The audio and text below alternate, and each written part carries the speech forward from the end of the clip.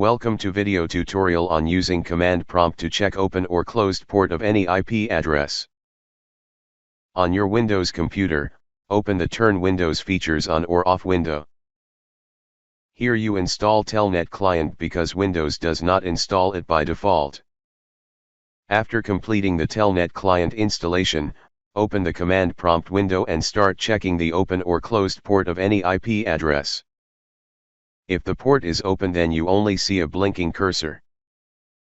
You enter the Telnet IP address or host name and port number you want to check. If that port is closed, what will you see? If the port is closed, a message will say connect failed. This is indeed a simple and quick way to check the open or closed port of any IP address. Thank you for watching. Don't forget to like and subscribe. Good luck.